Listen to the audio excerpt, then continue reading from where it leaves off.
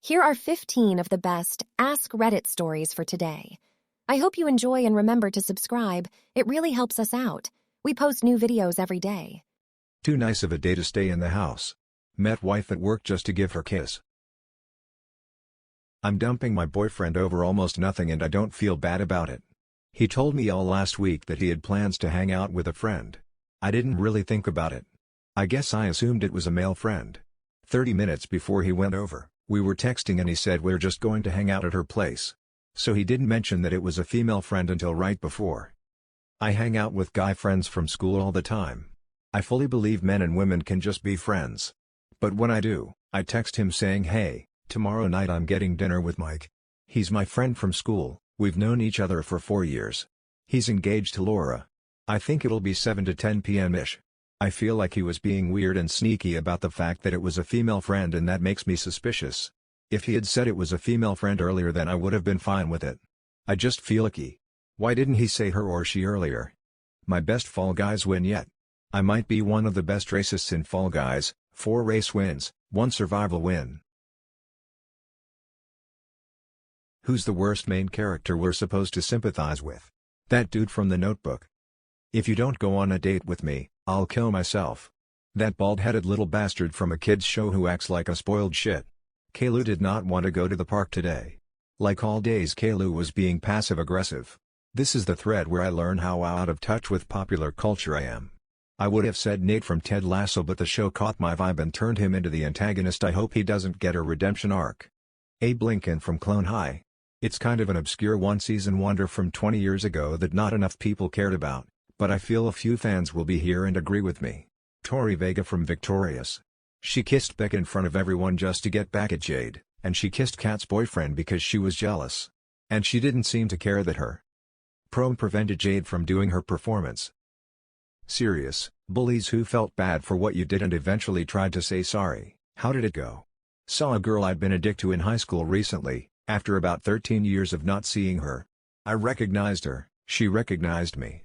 There was an awkward moment where we both pretended that we didn't recognize each other, but I decided to just buck up and do the right thing. Went over to her and said, "Hey, I don't know if you remember me very well, but I was sort of a dick to you in high school and I'm really sorry. You didn't deserve any of that. I don't know what was wrong with me." She got this confused look, then smiled really big and said, "You were a dick. You were awful to me. Thanks for saying that."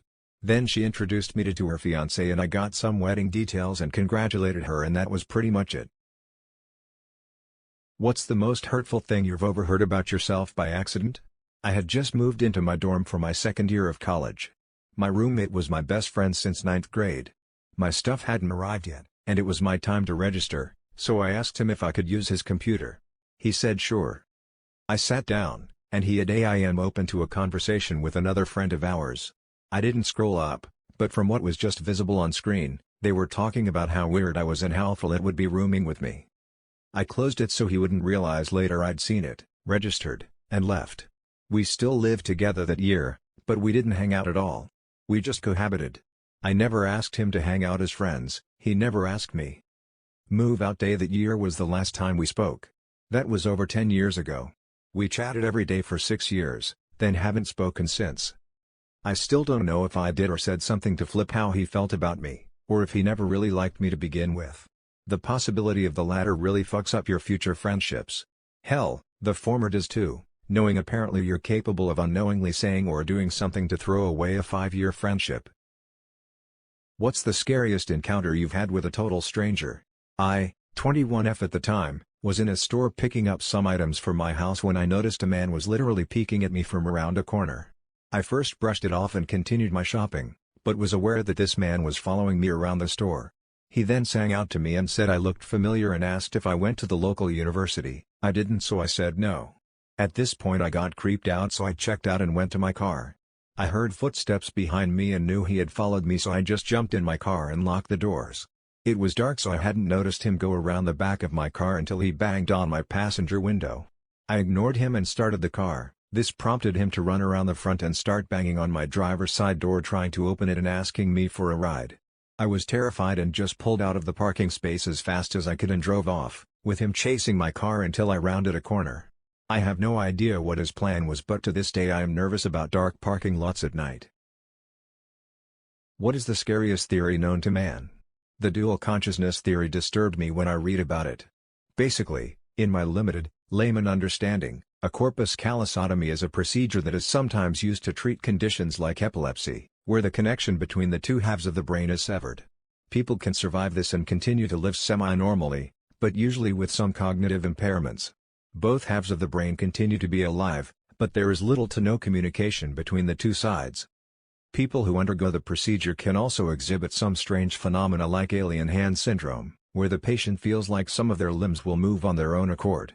They can also have difficulty controlling their non-dominant hand, trouble speaking, and issues with certain parts of their vision. The dual consciousness theory posits that both halves of the brain retain a consciousness after this procedure. Essentially, you become two people sharing the same body, completely unaware of each other. One variation of the theory is that one half of the brain is dominant, controlling most bodily functions, while the other half is basically cut off from most external stimuli, unable to communicate with the outside world, for the rest of their life. Teachers of Reddit, what is the craziest reason you have had to send a student to the office? Kid was selling cocaine. 13 years old. Cops were involved. Had to go to court. Was a massive headache all around. I'm a middle school teacher. I had a student sneak a gas cooker and his mom's pork chops into school in a large backpack. He cooked pork chops for his friends at lunchtime. He was sent to the office for unsafe behavior. His mom was pissed he took her pork chops she was preparing for dinner. A new male student, year 4, gets mistaken by his classmates for being female. He had long shiny hair. I'm guessing this wasn't the first time this has happened, as he immediately jumped to the top of his desk, pulled out his cock and balls, waved them out to everyone yelling, "What the fuck is this? I'm a boy, I'm a boy." Kid dropped a folder full of Xeroxed copies of his hairy ass. Turns out he had been taping them to people's lockers all over school. Facial hair gone. For now. Let the jokes fly. You look like the black student they put on university brochures to show diversity. What film made you say, "Holy shit, there is still 50 minutes left"? In the Criterion classic Freddy Got Fingered, towards the end of the movie, there's a big crowd scene with people holding signs welcoming home the heroes. One of the signs reads, "When the fuck is this movie going to end?" The Sound of Music. They get married and I said that was a nice ending and my wife says the Nazis haven't arrived. Pearl Harbor. There's the climactic attack on Pearl Harbor. It's explosive and tragic. So many people getting hurt and killed. And then, the movie slows down. And keeps going. For another hour. Ugh. Gladiator made me say holy shit, there is only 50 minutes left. He enters the Colosseum in second half of the movie. I felt like it had just started. I have the opposite problem with David Lynch projects. You realize there's 10 minutes left, and there's no way he's going to wrap this up in that time and have it make sense, unless he comes out right now and reads it to you. But I always come back for more, like a victim of confused abuse. We broke up literally a year ago. Can you please stop playing chess with my dad on Messenger? It's disgusting. Just because I lost the queen doesn't mean I give up the king.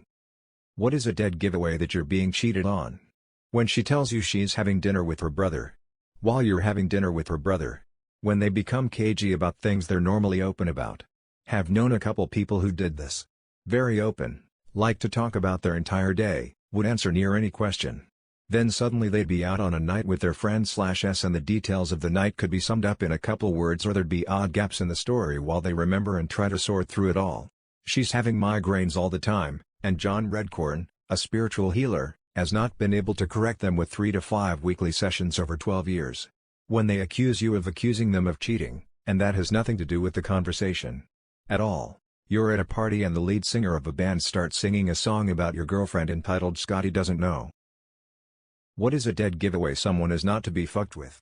1,000-yard/disassociated stare. Especially when in a confrontation. That person is not all there and when they go they will go. If you can't tell by looking, it's best not to fuck with anyone. ETA I had absolutely no idea this would get 8k upvotes lol. All I meant by what I said is that 1 it's normally best not to fuck with anyone and 2 if you're thinking of fucking with someone and you don't know the signs that they shouldn't be fucked with, walk away lol. Never fuck with the small bouncer. The big guys got hired because they're big and intimidating. The little guy got hired because he'll fuck you up. Hands. You look at the hands. If the knuckles are all chewed up on a big set of meat hooks, that dude has punched quite a few things and people. Also, never fight stupid people. They don't know when to stop. These motherfuckers will just keep pounding your face until it's mush. Accidentally vaped in front of my mom, but she only saw the smoke and goes, "What was that?" So I immediately said, "No way you saw that too." And now I have to spend the rest of my life pretending my house is haunted. What is something society considers to be bad but really isn't? Having disagreements. Totally normally to disagree with people. It's even more normal to disagree with your friends and still remain friends. Politicians changing their minds when presented with new information. Failing. Failing does not mean you are a failure. Just means you tried something and it didn't work out right. It is very possible that those who never failed also never tried. Is true. A lot of people are quick to call you fake if you're polite to those you dislike. It's not being fake, it's being civil. Not tipping workers who do basic stuff like handing me a cup of coffee or a takeout bag. It's okay to not want to pay 20% for just handing me stuff I bought. In my experience, some people see not being close with your family as a red flag. Not sure why. Like, "Sorry? I didn't get to pick my family. Lol."